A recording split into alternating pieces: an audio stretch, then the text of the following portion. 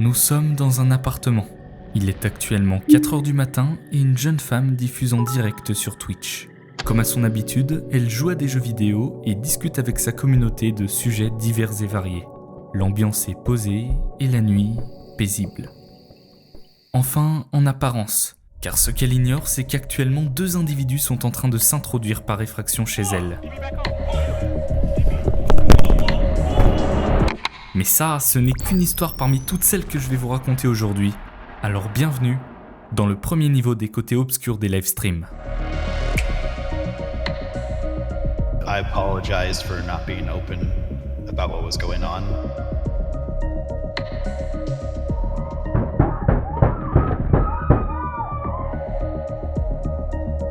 All right, well, he's probably... I don't know. Someone else is here.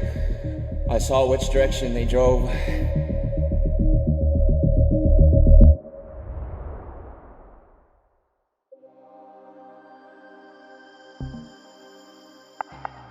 Ça m'embête, j'ai trouvé ce PDF super intéressant sur internet, mais je n'arrive pas à le modifier. Eh bien sache que c'est désormais disponible avec Wondershare PDF Element.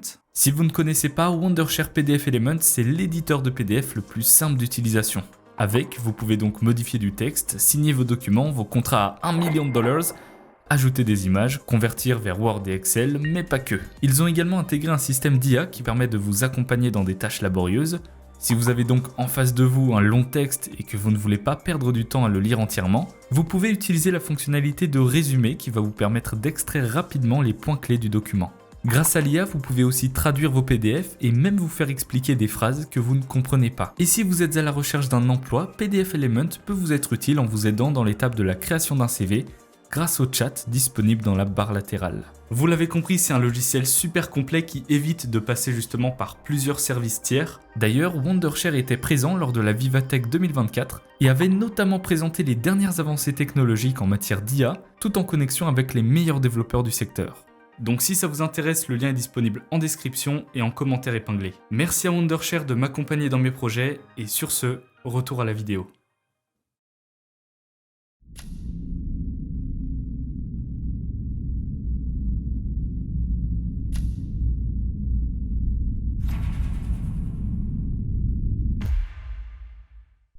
Si vous avez regardé le niveau 0, vous devriez savoir que Justin TV c'est l'ancêtre de Twitch. Mais pour les autres, rapidement, Justin TV c'était une plateforme permettant à n'importe qui possédant une connexion internet suffisante de diffuser en direct.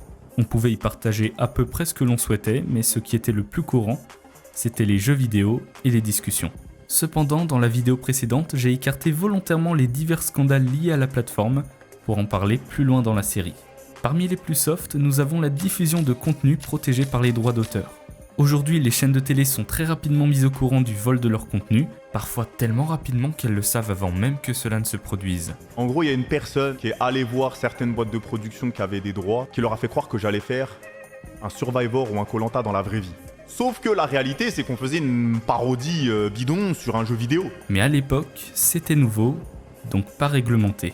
Alors des petits malins en profitaient pour publier du contenu appartenant à des chaînes de sport payantes sur Justin TV, attirant ainsi des millions de téléspectateurs sans que les détenteurs des droits d'auteur ne s'en rendent compte. Cependant, cette période était de courte durée, et Justin TV, n'ayant pris aucune mesure pour y remédier, s'était rapidement retrouvé dans l'embarras. Effectivement, les propriétaires des chaînes en question avaient engagé des poursuites judiciaires contre la plateforme.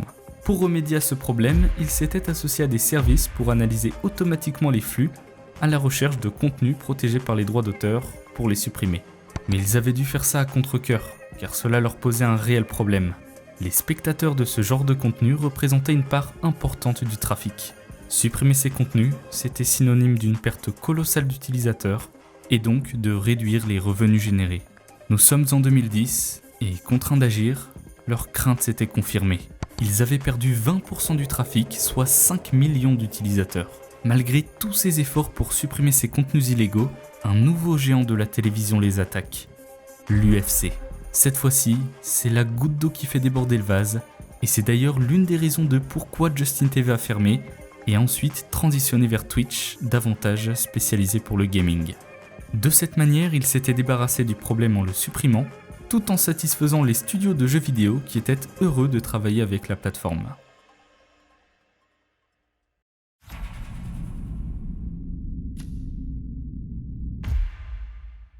Est-ce que vous aimez les chats ?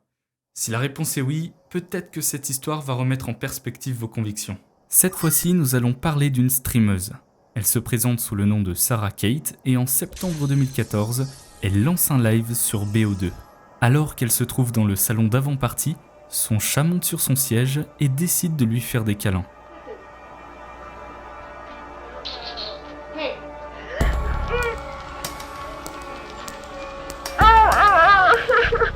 Soudainement, son chat lui griffe l'œil, entraînant un saignement abondant. Prise de panique, elle demande à ses spectateurs ce qu'elle doit faire. À cet instant, elle craint sérieusement de perdre une partie de sa vue.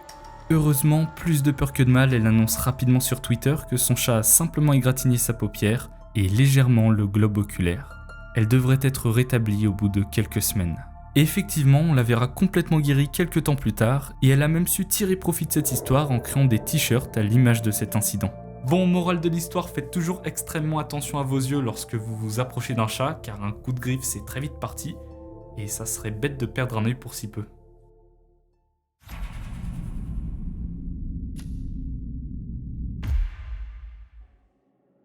Nous sommes le 30 août 2012. Un individu du nom de Angel Beardlord, alias Zillian OP, décide de se lancer dans l'aventure du live stream. À cette époque, Twitch existe depuis seulement 1 an, offrant ainsi une opportunité aux nouveaux venus de s'y faire une place. C'est donc sur des MMORPG tels que Diablo 3 et World of Warcraft que Zillian OP fait ses premiers pas. Au fur et à mesure de ses diffusions en direct, il rassemble progressivement une communauté fidèle, d'abord 10, puis 50, 100 et enfin 200 spectateurs qui le suivent régulièrement. Ce succès découle non seulement de sa façon de jouer, mais également d'un détail frappant, son état de santé. Zillian explique qu'il est incapable d'utiliser ses jambes, laissant sous-entendre qu'il est paralysé de la partie inférieure du corps, raison pour laquelle il est en fauteuil roulant. Les paroles de Zillian touchent profondément la plupart de ses spectateurs qui commencent à l'admirer. Les messages de soutien deviennent monnaie courante, et les dons aussi. En exposant ouvertement son handicap, Zillian devient une figure à soutenir aux yeux du public. Il accepte ce rôle sans hésitation et fixe même des objectifs lui permettant par exemple de s'acheter un nouveau fauteuil roulant. Les mois passent et nous arrivons en 2013, année qui marque un réel tournant dans sa carrière puisqu'il obtient le statut partenaire de la plateforme. Son nombre de spectateurs est en constante augmentation, tout comme les dons, récoltant désormais plusieurs milliers d'euros mensuellement. Cependant, malgré ce paysage idyllique, une ombre au tableau apparaît. Comme tout créateur de contenu, Zillian utilise divers réseaux sociaux pour interagir avec sa communauté. Malheureusement, l'un de ses comptes, son profil Facebook, est soudainement piraté, affichant des messages étranges. Des messages affirmant que le handicap de Zillian est monté de toutes pièces et qu'il l'utilise comme un stratagème pour gagner le soutien de sa communauté. Mais celle-ci n'y croit pas. Comment Zillian aurait-il pu inventer un truc pareil et jouer un rôle pendant aussi longtemps ? Ça n'a pas de sens. Le troll derrière cette attaque cherche clairement à semer le trouble et à ternir sa réputation. La confiance de la communauté envers Zillian est solide et sans faille. Du moins, c'était le cas avant le 5 avril 2013. Ce jour-là signe le début de sa chute. Alors qu'il lance un stream comme il l'a fait plusieurs centaines de fois, au bout d'une quinzaine de minutes, Zillian se lève et sort du cadre en marchant. Ce clip sera par la suite republié sur diverses plateformes telles que YouTube et sera baptisé « Le miracle de Zillian ». Hormis le côté comique de la situation, cette simple action marque l'arrêt définitif de sa chaîne. Les spectateurs présents lors du live sont complètement déconcertés par ce qu'il vient de se passer. Zillian OP est désormais perçu comme un imposteur, ayant prétendu être handicapé afin de susciter la compassion pour obtenir de l'argent. Mais du coup, comment le hacker aurait-il pu anticiper cette imposture ? Eh bien parce qu'en réalité, il s'agit de quelqu'un qui est très proche de lui, l'un de ses plus vieux amis. Quelle journée ! J'ai lu tous les articles et ce que je peux dire c'est... Karma, fils de... Tu mérites tout ce qui t'arrive, Angel. J'espère que tu mettras ces jambes à profit et que tu trouveras un vrai travail. Tu dois de l'argent à beaucoup de gens maintenant. Peut-être que je devrais m'en mêler, vu que c'est moi qui t'ai créé. Je suis sûr que je pourrais en tirer quelque chose. Ce que je trouve le plus drôle dans tout ça, c'est ta terrible dissimulation. L'industrie du streaming est un bien meilleur endroit sans des crétins comme toi. Au fait, ce n'est pas James, c'est Matt, Hypno, espèce d'imbécile. Cette polémique arrive aux oreilles de Twitch qui décide de bannir définitivement Zillian de la plateforme. En d'autres termes, c'est la fin. This is not gonna be a happy vlog. Zillion OP dude from Twitch TV who did Let's Play videos and stuff like this. And he was handicapped and got over or around $20,000 in donations, which he has used to buy more casting equipment. Zillion OP's channel just got shut down. I'm so happy that him and his piece of shit girlfriend, hopefully they get hit by a car. Zillion and Bree, I hope you guys die. And yep, you. Witcher is a fucking liar. Witcher is a goddamn con artist. Zillion, you. 7 ans plus tard, en avril 2020, un streamer du nom de Bluish fait surface et ressemble étrangement à Zillion. Et ceci n'est pas une coïncidence puisqu'effectivement, c'est bien lui. Zillion a minutieusement tenté de se créer une nouvelle identité sur internet en changeant de pseudo et d'apparence, mais une personne le reconnaît, Hypnotical. Il partage cette révélation dans un post sur Reddit qui suscite rapidement de l'attention. Sa réputation récemment reconstruite s'effondre à nouveau, mais cette fois-ci, il ne reste pas passif. Juste après cette nouvelle controverse, Bluish, ou plutôt Zillion OP, lance un live pour prouver qu'il possédait véritablement un handicap. Thing. I wasn't sitting there trying to fake anything or try to be someone I wasn't. This is me outside of stream, and before I ever started streaming, my beard's much shorter there. I was in the wheelchair beforehand. Me at concerts, me out traveling, me out doing everything. This was just like I was in a wheelchair. Il présente des photos de lui en fauteuil roulant datant de juin 2012, soit plus de 2 mois avant le début de sa carrière de streamer. Bien que cet argument soit plutôt convaincant, il n'est pas incontestable, car il aurait pu prévoir son plan à l'avance. Donc malheureusement pour lui, ça ne suffit pas, et Twitch, ayant eu vent de cette seconde affaire, le banne une seconde fois de la plateforme. Ainsi, Zillion retombe une fois de plus dans l'oubli, jusqu'au 28 septembre 2020. À cette date, un youtubeur du nom de Wavy Websurf lui offre un droit de réponse dans une vidéo d'une 50aine de minutes. Je vous laisse le lien dans les sources si vous souhaitez la visionner au complet, mais ce qu'il faut en retenir, en partant du principe qu'il est transparent et honnête, c'est qu'effectivement il était réellement en situation de handicap dû à un accident de voiture. Mais une zone d'ombre réside dans le fait qu'il était peu clair sur l'évolution de son état de santé. En réalité, au moment où le miracle de Zillion s'est produit, son fauteuil roulant ne lui était utile que pour se déplacer à l'extérieur de chez lui. À l'intérieur, il était parfaitement capable de se déplacer. I just kind of become the wheelchaired streamer at the time, and I know that sounds really cliche or maybe even used to my own benefit or whatever it happened to be, but I did need the chair. And at that point, I was just kind of the wheelchaired streamer. I also didn't share too much about my personal life outside of the fact that my relationship was kind of on stream. Mm-hmm. There wasn't daily updates of, oh, hey, today, guys, I held the bars, I took my first 2 steps. Yeah. It was never something that I shared anything about other than the fact that I was going through physical therapy. And I wish I would have done it differently, to be honest. I think it would have been a much cooler story in the long run, right? A system called Ubers, and in order to get into Bon, ok, mais est-ce qu'il était dans l'obligation de tenir informé sa communauté de son état de santé, sachant que c'est quelque chose que l'on peut qualifier d'intime et de personnel? Donc ce que je veux dire, c'est est-ce qu'on peut réellement lui en vouloir de ne pas l'avoir fait? Eh bien, ce n'est pas aussi simple. Il est indéniable que c'est un sujet sensible, mais en même temps, il y a une dimension financière en jeu. En voyant les dons augmenter chaque mois, il aurait pu être tentant de continuer de se présenter en fauteuil roulant et de ne pas informer volontairement sa communauté de son état de santé pour exploiter au maximum cette situation. Quelles que soient ses intentions réelles, il reste difficile de les connaître avec certitude. Mais ce que l'on peut retenir de cette histoire, c'est qu'au moment où l'affaire a éclaté, la certitude concernant ses intentions était encore plus difficile à connaître, étant donné qu'il n'avait pas encore pris la parole. Une vérité se propageait si rapidement qu'elle devenait peut-être une fausse réalité. C'est dans ces moments-là que l'on observe la tendance d'Internet à agir comme un tribunal autoproclamé, condamnant parfois à tort des individus. Au fil du temps, une version des faits façonnée par Internet devient alors pour beaucoup la vérité incontestée.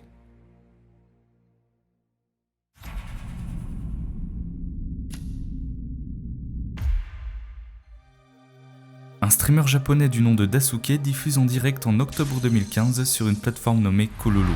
Et une série de mauvaises décisions transformera en une dizaine de minutes ce stream paisible en un véritable chaos.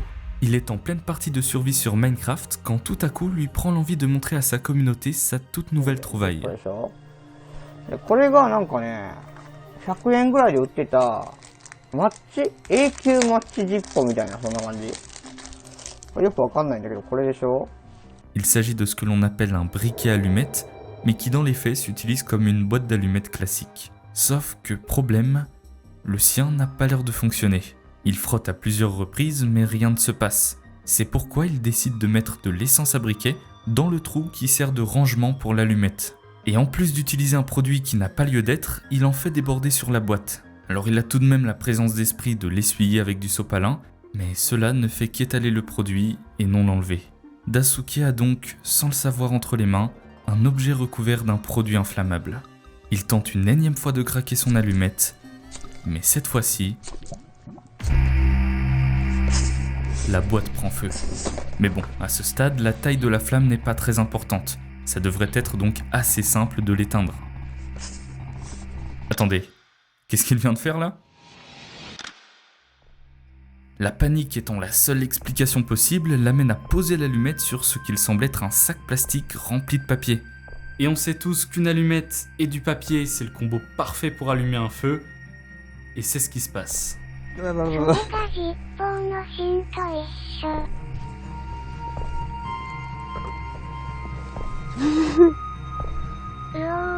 Alors que Daisuke est concentré à essayer d'éteindre la source qui a démarré à partir de la boîte, il ne remarque pas que juste derrière lui, sa poubelle commence à brûler et que l'incendie prend de l'ampleur au fur et à mesure que les secondes passent.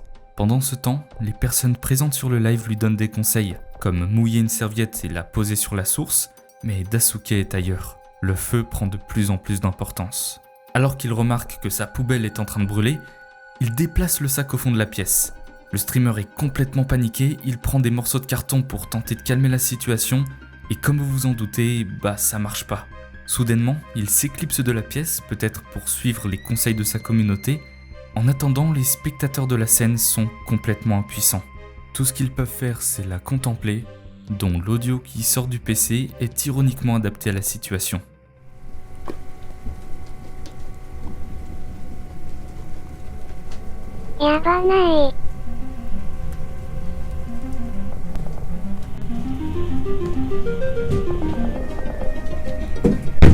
30 secondes plus tard, il fait irruption dans la pièce avec une petite bassine d'eau. Ce qui pouvait être une bonne solution pour éteindre le départ de feu, à présent le streamer fait face à des flammes de la même taille que lui, ce qui est donc insuffisant.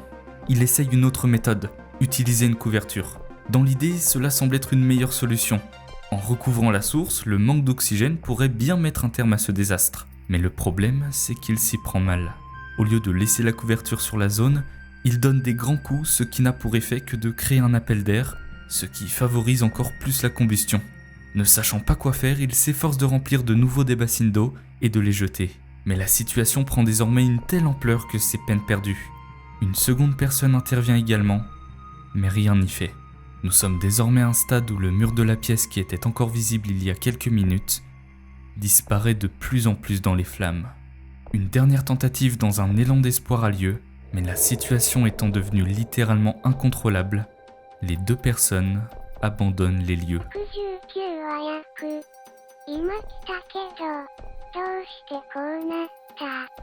Le feu finit par se rapprocher de l'ordinateur jusqu'au moment où le stream se coupe. En l'espace de seulement 5 minutes, nous sommes passés d'une pièce totalement banale à un véritable enfer. Cette séquence d'une dizaine de minutes est devenue instantanément virale sur YouTube et est devenue à la fois l'objet d'une vidéo loufoque et dramatique.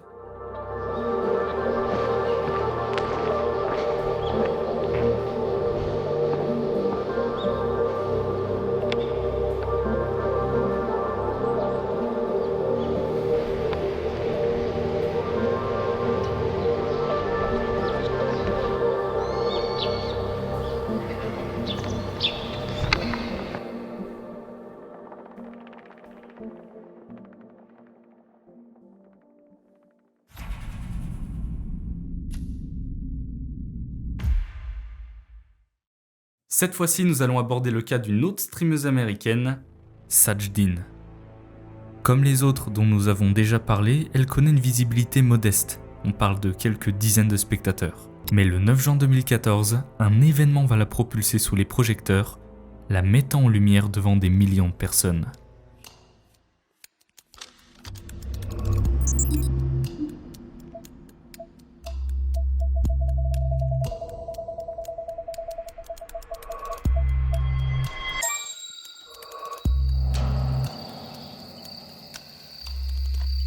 Sajdin est chez elle.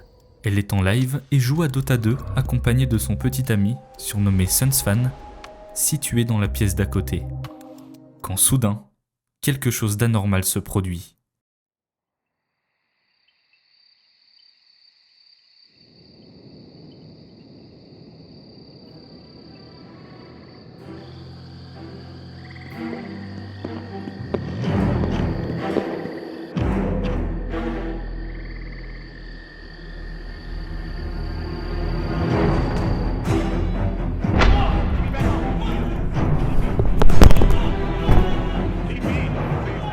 En plein live, le couple assiste à ce qu'il semble être un cambriolage.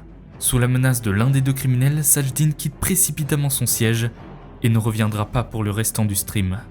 Le couple, qui à ce moment-là est maintenu face au sol de la chambre, pense être victime d'un simple cambriolage bien qu'il soit violent. Mais cette croyance est rapidement brisée par la demande agressive des deux intrus. Où sont les stupéfiants ? Ils comprennent alors qu'ils sont confrontés à des individus probablement impliqués dans un trafic de drogue et que, pour une raison inconnue, ils ont ciblé leur domicile. Sajdin ressent à ce moment-là un sentiment étrange, comme s'il s'attendait à trouver d'autres personnes dans l'appartement. Constatant l'incompréhension des deux victimes, ils savent désormais qu'ils ne sont pas au bon endroit, mais ne souhaitant pas repartir les mains vides, ils décident de voler tout ce qui a de la valeur. Permis de conduire, téléphone, ordinateur portable, bijoux, caméra.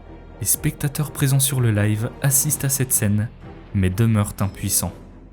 Et puis à un moment donné, l'un des deux criminels éteint la lumière. S'agit-il d'un cambrioleur écolo ? Quoi qu'il en soit, nous continuons de le voir passer par intermittence, ce qui, potentiellement, signifie qu'il est conscient d'être filmé.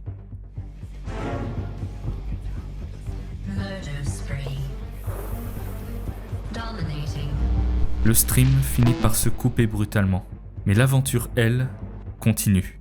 Pris de panique, Sunsfan propose aux intrus de leur donner de l'argent contre leur liberté. 20 000 $ qu'il a sur son compte bancaire. Mais un dilemme se pose. Pour récupérer l'argent, il faut se rendre physiquement à la banque lors de ses horaires d'ouverture à 9 h. C'est là qu'une dispute éclate entre les deux hommes. L'un d'eux juge le butin récupéré trop mince et accepte l'offre, tandis que l'autre estime que la situation est trop risquée et choisit de s'enfuir. Désormais, ils ne sont plus que 3 dans l'appartement. 15 minutes se sont déjà écoulées depuis le début du cambriolage et toujours pas de police à l'horizon. Pourtant, Sajdin le sait. Certains de ses voisins se lèvent tôt pour aller au travail et le bruit généré par l'effraction aurait dû attirer leur attention.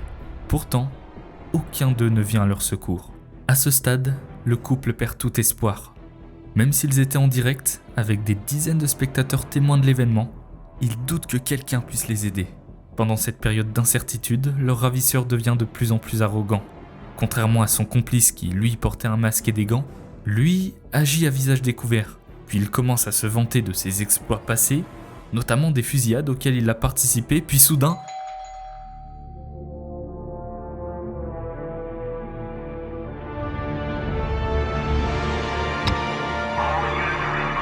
C'est la police. Ils ordonnent à l'homme de se rendre immédiatement, ce qu'il fait sans émettre de résistance particulière. Il quitte le lieu de séquestration, ouvre la porte d'entrée et se rend aux autorités. Le couple est retrouvé indemne dans leur salle de bain, profondément choqué par les événements. Plus tard, ils fourniront leur témoignage et le criminel retrouvé sera placé en garde à vue. Mais est-ce que dans toute cette histoire, il n'y a pas quelque chose qui vous intrigue ? Comment la police a-t-elle été alertée ? Un voisin qui a tardé à composer le numéro 2 heures plus tard ? Eh bien non. Si les autorités ont pu intervenir, c'est grâce à l'un de leurs spectateurs, résidant à des milliers de kilomètres de là, en Allemagne. Bien qu'il ait rencontré quelques difficultés pour retrouver leur adresse, il a finalement réussi à entrer en contact avec un ami proche de la streameuse, lui permettant ainsi d'alerter la police locale. C'est donc assez ironique de voir qu'un étranger venu de l'autre bout du monde ait été d'une plus grande utilité que leurs propres voisins.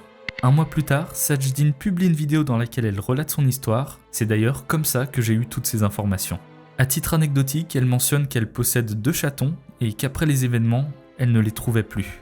Elle craignait que le cambrioleur en fuite les ait enlevés, mais heureusement, après avoir fouillé l'appartement, elle les a retrouvés. L'un caché entre 2 cartons et l'autre dissimulé derrière la machine à laver, tous 2 terrifiés. Elle explique aussi que ce ne sont pas que des objets qui leur ont été volés, mais également leur sentiment de sécurité. C'est pourquoi ils ont déménagé. All of like the items that they took and whatnot, those are all replaceable. What pisses me off the most is that they freaking, destroyed my sense of security. And that's not okay. Comme quoi cette histoire nous rappelle que nous ne sommes à l'abri de rien et que même si vous êtes en train de chiller sur un jeu vidéo à 4h du matin, quelqu'un peut débarquer chez vous parce qu'il croit que vous avez de la drogue et finit par vous prendre en otage. Allez, bonne nuit hein.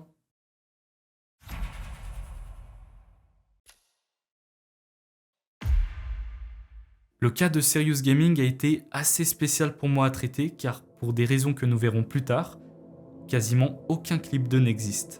Pour me renseigner, j'ai donc dû principalement m'appuyer sur une vidéo existante sur le sujet, ainsi que sur des commentaires Reddit que j'ai jugés cohérents. Serious Gaming, c'est donc le nom d'une chaîne Twitch partagée par un couple, Alan et Victoria.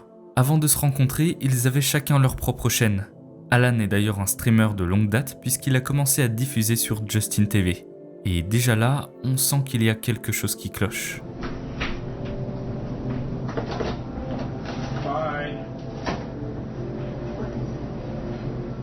Lors de la transition de Justin TV vers Twitch en 2011, Alan se tourne vers le gaming, se concentrant principalement sur des MMORPG comme World of Warcraft. C'est pendant cette période qu'il fait la rencontre de Victoria, qui devient rapidement sa compagne. Ensemble, ils diffusent en direct et leur audience grandit, en partie grâce à un format novateur et divertissant. Leur style décontracté mêlé à des éléments rappelant la télé-réalité séduit les spectateurs. Cependant, cette période de tranquillité n'est qu'un bref épisode de leur histoire.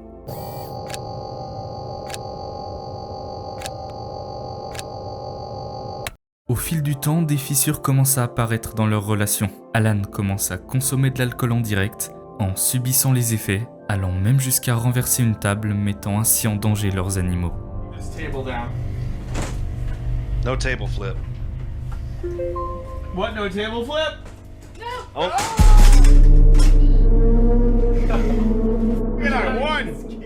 De son côté, Vicky présente des comportements inquiétants, comme ne pas se préoccuper de son chien après l'avoir malencontreusement écrasé avec son siège.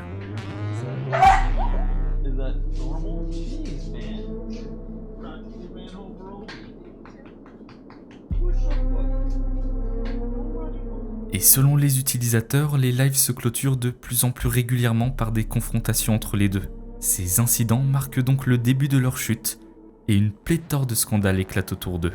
Un jour, Alan et Victoria annoncent leur mariage, prévu pour être diffusé en direct et visible depuis plusieurs caméras. À cette occasion, ils créent une wishlist sur Amazon permettant à leur communauté de leur offrir des cadeaux de mariage. Bien que le concept soit audacieux, certains donateurs potentiels remarquent que la liste des cadeaux ne semble pas du tout être en lien avec un mariage, mais plutôt avec des courses ordinaires. De plus, il devient évident que ce mariage est en réalité une mise en scène, car Alan et Victoria sont déjà mariés depuis un certain temps. En résumé, le couple se moque ouvertement de leur communauté et profite de leur potentielle crédulité. Et ce genre d'histoire n'est pas arrivé qu'une seule fois, puisque dans un second temps, Alan organise un giveaway pour gagner une voiture. Les conditions sont a priori simples, atteindre les 5000 abonnements payants pour organiser un tirage au sort. Cependant, à ce moment-là, le couple ne compte en moyenne que 500 spectateurs lors de leur diffusion. Ici, la stratégie d'Alan est d'encourager les gens à s'abonner, donc à dépenser de l'argent pour eux, pour un concours qui n'aura jamais lieu, et il le sait. On pourrait alors supposer qu'ils sont complices, mais pas vraiment. Un jour, Victoria prétend avoir été abusée par un autre homme, sauf qu'il sera révélé plus tard qu'il s'agit de fausses accusations visant à masquer une infidélité. So I'd wrongfully used the word. I said that somebody had, God, what was the words I used? The person did not me, was not raped, and I apologize to everybody who was hurt or confused by my misuse of the words. Alan et Victoria est donc un couple que l'on qualifie de dysfonctionnel, puisqu'ils se sabotent mutuellement. Voici dans les grandes lignes les dérives auxquelles le couple s'est livré. Bien qu'il n'ait jamais franchi la ligne au point d'être accusé officiellement d'escroc, ils ont toujours joué avec les limites en trompant leur communauté. Mais le retour de bâton ne se fait pas attendre. Cette accumulation de controverses a finalement donné naissance à un mouvement sur Reddit visant à dénoncer leurs agissements. Mais Alan et Victoria veillent au grain et parviennent à retirer tous les clips les concernant, allant même jusqu'à vouloir porter plainte contre un utilisateur. Malgré leurs efforts, ce mouvement prend de l'ampleur, attirant les individus les plus malveillants d'Internet avec des actes de doxing et des tentatives de swatting. I'm done being bullied. I'm literally done. Post this fucking everywhere so the whole world can see that what you've done to everyone else in this entire fucking world is disgusting. You're sick motherfuckers. You're hurting people. You're harming people. You put my life in danger. You put Vic's life in danger. Malgré tout, ils continuent de diffuser en direct, mais les spectateurs les décrivent comme ennuyeuses à mourir, avec très peu d'interaction entre eux. Le 11 avril 2017, c'est le jour où ils s'enterrent plus que jamais. En plein stream, Alan demande ouvertement une relation sexuelle avec Victoria, un moment extrêmement glauque et dérangeant. Make love tonight? No, I'm exhausted. I'm literally gonna go into bed and fall asleep right on my thing. I don't even know if I'm gonna wipe my makeup off my face.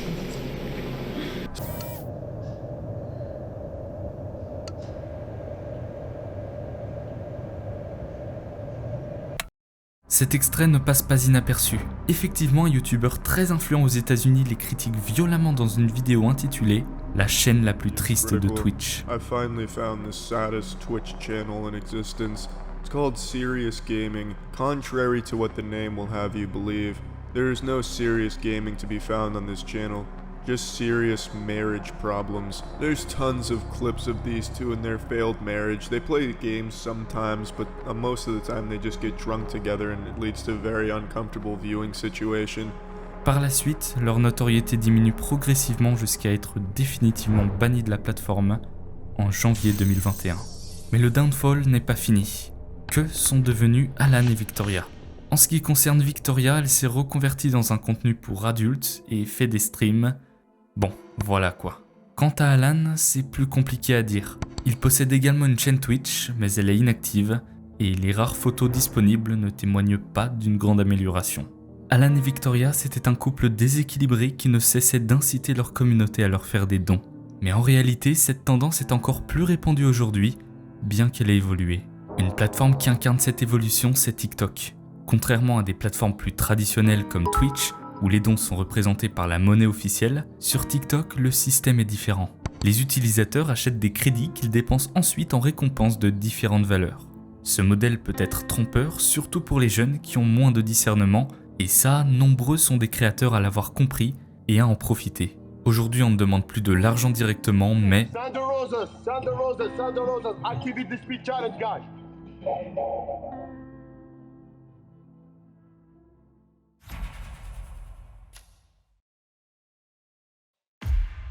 Angel, avant d'être un streamer, c'est un youtubeur. En 2017, il poste un peu de tout allant du gameplay sur Call of Duty au vlog avec son frère Roberto Pérez. Sa chaîne n'attire pas beaucoup de spectateurs, mais ce n'est pas forcément le but premier. Son but est avant tout de se divertir. À partir de 2019, il se lance dans le domaine du livestream et réalise même une vidéo pour l'annoncer. En résumé, Angel Walks est un petit créateur de contenu comme tant d'autres. Mais ce qui lui est arrivé le 28 juillet 2020 est tout sauf ordinaire. Ce jour-là, il est en stream sur le jeu Warzone, quand subitement, des cris provenant de son domicile retentissent.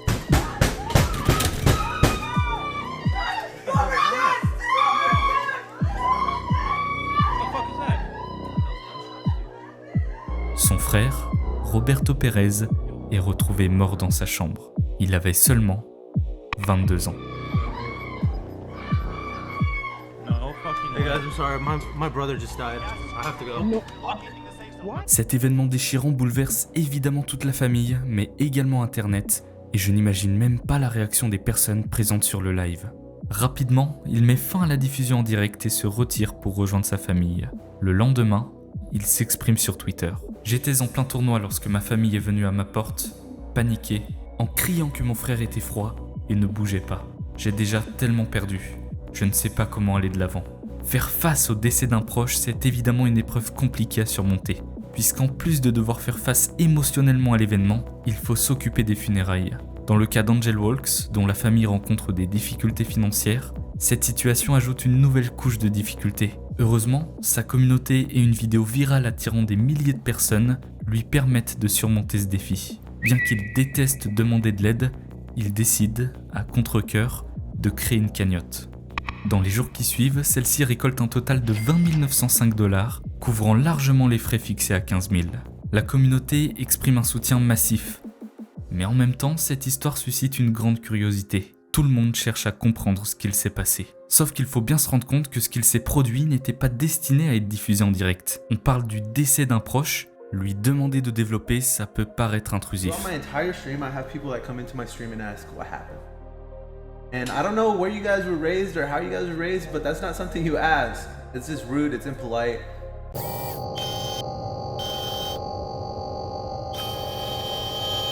On a peut-être souvent tendance à se sentir proche des streamers parce qu'on discute avec eux dans le chat, parce qu'ils partagent leur vie, leurs anecdotes. En fait, il y a un véritable lien de proximité qui se crée.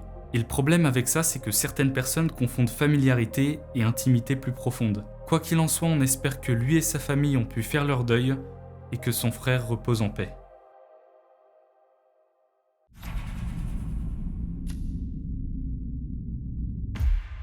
En tant qu'utilisateur, et plus précisément dans ce cas streamer, vous vous exposez à du cyberharcèlement. Vous ne maîtrisez pas quel type de spectateur vous atteignez, et l'aspect de proximité qu'offre le chat n'arrange rien.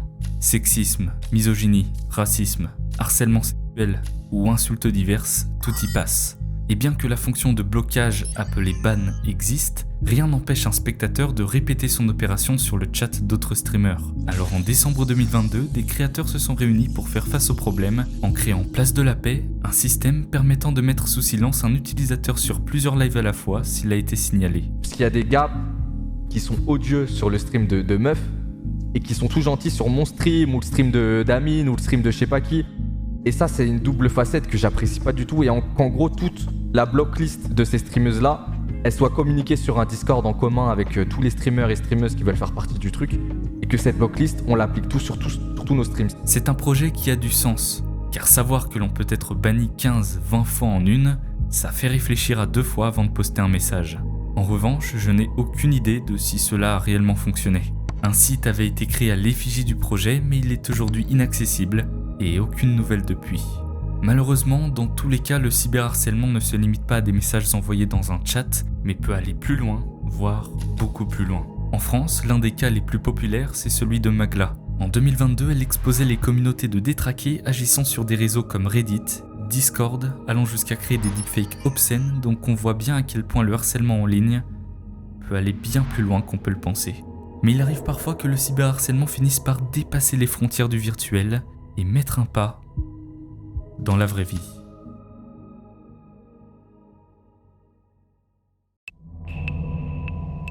Dans le niveau 0, nous avions parlé d'un streamer au nom de Daylor. Un streamer à l'histoire très touchante, donc si vous ne la connaissez pas, je vous conseille d'aller la voir.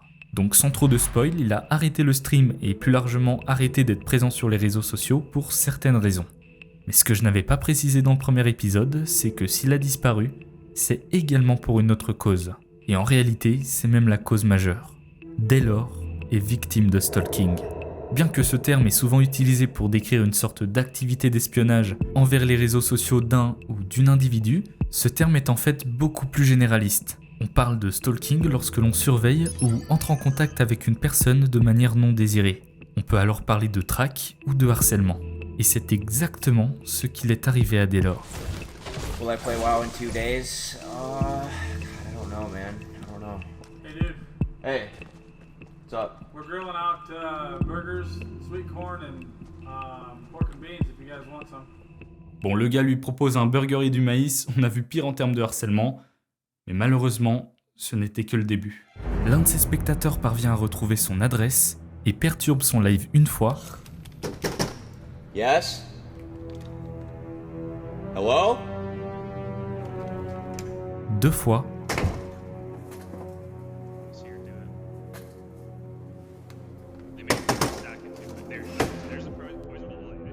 Et finit par révéler son inquiétude sur Twitter. Je vais arrêter le streaming. J'en suis arrivé à un point où je ne me sens même plus en sécurité chez moi et je vais finir par blesser quelqu'un. Mais ça ne s'arrête pas là. Le stalker revient une troisième fois en lui jetant cette fois-ci des œufs. I should shave my eyebrows. No, but I should pluck them.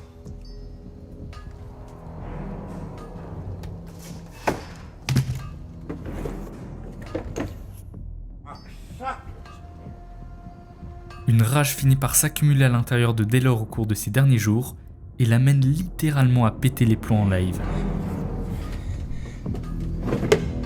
I'm f***ing done. I'm f***ing done. I'm done! I'm done! I've had it! I'm f***ing done! Il en divulgue même les informations personnelles du harceleur. I don't fucking care. Spam me. These are the people fucking stalking me every fucking day. There they are. Fuck them. Fuck them. On pourrait peut-être penser que sa réaction est disproportionnée, qu'un lancer d'œufs ce n'est pas si grave, mais faut essayer de se mettre à sa place. Se sentir espionné, épié pendant que vous êtes tranquillement chez vous, ça doit quand même être une sensation assez étrange. Et à terme, ça peut même créer un sentiment de paranoïa chez vous. Quand est-ce que vous êtes seul? Quand est-ce que vous ne l'êtes pas?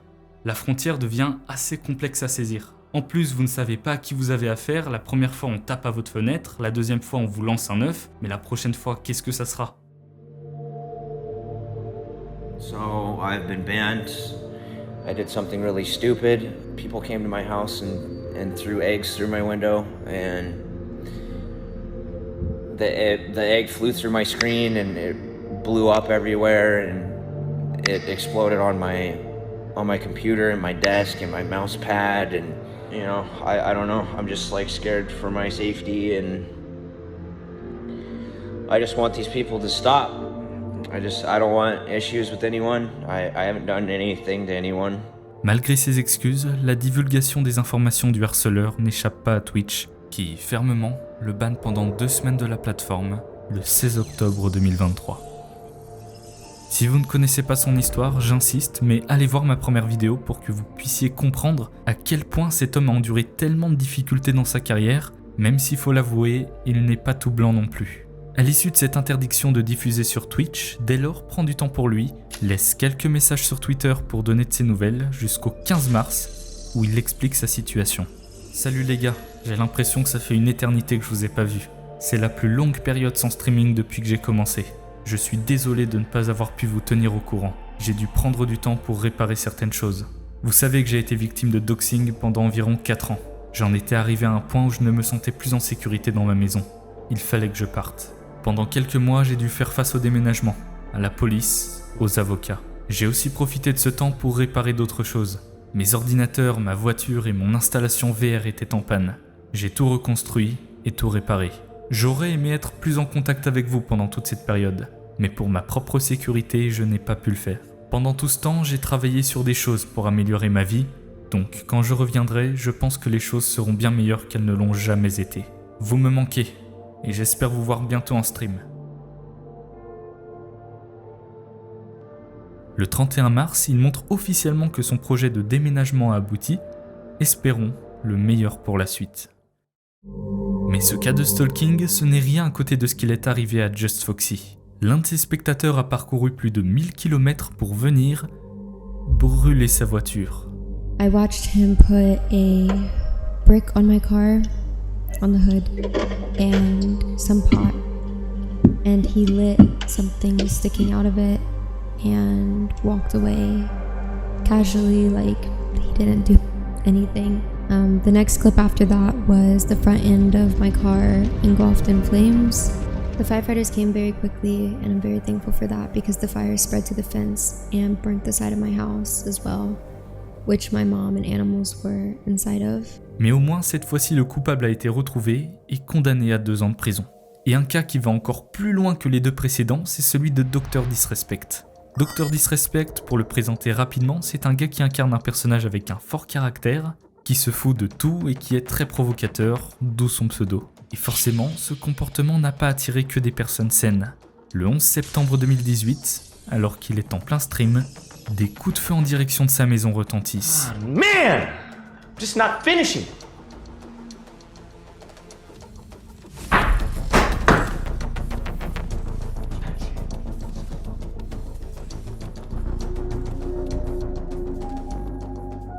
A live stream interrupted by gunfire. A popular gamer who lives in Encinitas is grateful that no one was hurt after someone shot into his house. Ladies and gentlemen, I gotta end the broadcast right now. Someone shot at our house, broke the upstairs window.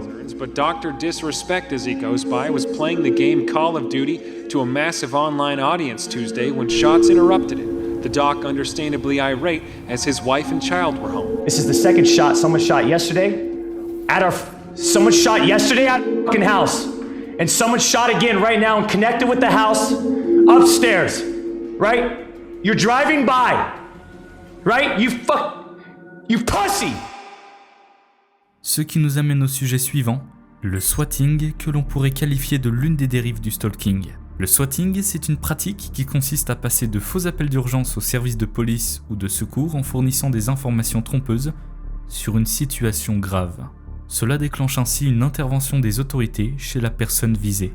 La plus ancienne trace du phénomène remonte à 2007, lorsque Justin Kan, le créateur de Justin TV, est interrompu dans son live par l'arrivée des autorités policières chez lui. No, shit.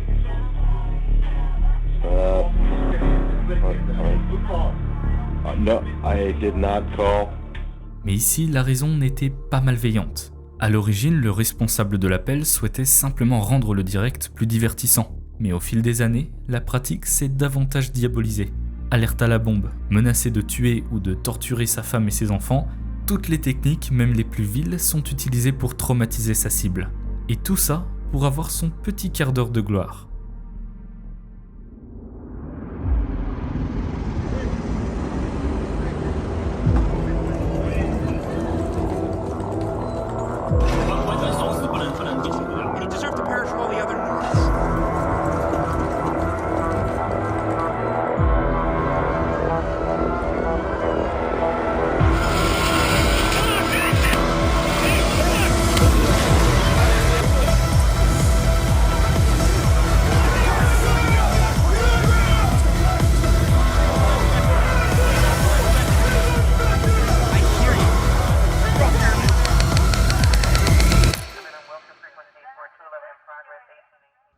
Mais alors, pourquoi ce sont les streamers qui sont particulièrement visés ? Eh bien, parce qu'ils sont en direct. Les trolls peuvent ainsi voir en temps réel l'impact de leurs actions. Bien que dans la plupart des situations le streamer soit rapidement blanchi de tout soupçon, cela ne signifie pas pour autant qu'il en sort indemne. Cette expérience peut être extrêmement traumatisante et, tout comme le stalking, elle peut vous faire sentir en insécurité.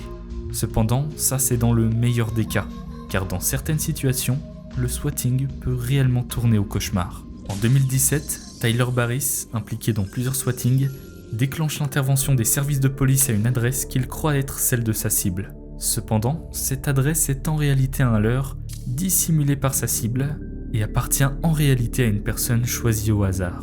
Lors de l'intervention policière, cette personne, qui n'a rien à voir avec la situation, a été abattue et est décédée sur le coup. Si vous êtes intéressé, Simon Puech a réalisé une vidéo approfondie sur le sujet que je vous recommande. Mais ce n'est pas la seule fois qu'un swatting tourne au cauchemar. Sur les réseaux sociaux, vous n'êtes pas sans savoir qu'à partir du moment où vous créez un compte, vous devez choisir un pseudonyme. Mais ce que vous ne savez peut-être pas, c'est que ceux-ci ont de la valeur. Alors ne vous affolez pas trop vite, si votre pseudo ressemble à ça ou à ça, ça ne va pas vous rapporter grand-chose.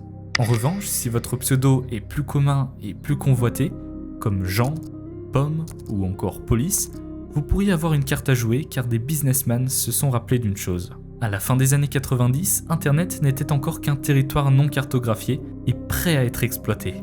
Les grandes entreprises ont alors saisi l'opportunité d'acheter en masse et à moindre coût des noms de domaine simples, sachant qu'à l'avenir, d'autres entreprises se battraient pour les acquérir à des coûts beaucoup plus élevés. Ce modèle d'affaires a trouvé un nouvel élan avec les pseudonymes, et pour faciliter les achats de comptes, une plateforme a été créée en 2017, OG User. À première vue, cela semble être une bonne idée, mais Internet en a décidé autrement.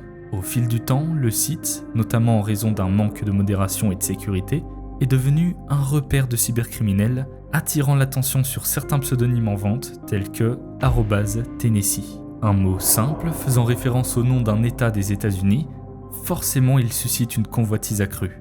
Malgré les offres qui lui étaient régulièrement présentées, Mark Herring, âgé de 60 ans, a toujours résisté à la tentation. Cependant, le 27 avril 2020, des individus malveillants, frustrés par son refus réitéré, ont décidé de se venger. Le chef de file, Shane Sonderman, a publié l'adresse d'Herring sur un groupe Discord. L'un de ses associés a ensuite appelé les forces de l'ordre locales, prétendant qu'il avait assassiné sa femme chez lui. Il y a des policiers partout. Ils pensent qu'un homme a tué une femme et qu'il est sur votre propriété. Il faut vous mettre à l'abri. Voici ce que le voisin de Mark lui a dit lors d'un appel téléphonique. Il se met alors instantanément en état d'alerte et pense que quelqu'un se déplace à l'extérieur de chez lui. Sans réfléchir davantage, il saisit une arme à feu et sort. Sauf qu'à sa grande surprise, il se retrouve face à une véritable escouade, armée jusqu'aux dents qui entoure sa maison. Voyant un homme en possession d'une arme, c'est sûr, il s'agit du criminel décrit par téléphone. Paniqué, il obéit à leurs ordres, déposant son arme au sol.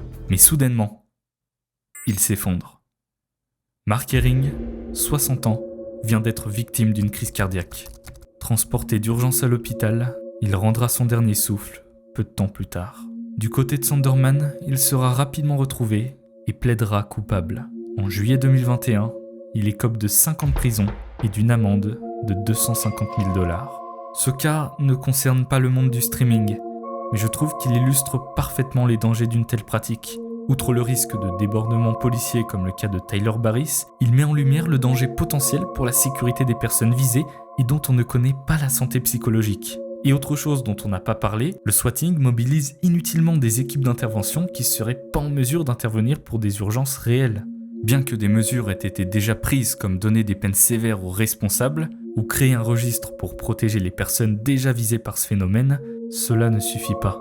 Les forces de l'ordre rencontrent encore des difficultés à lutter car les auteurs affinent de plus en plus leurs techniques et prennent de plus en plus de précautions.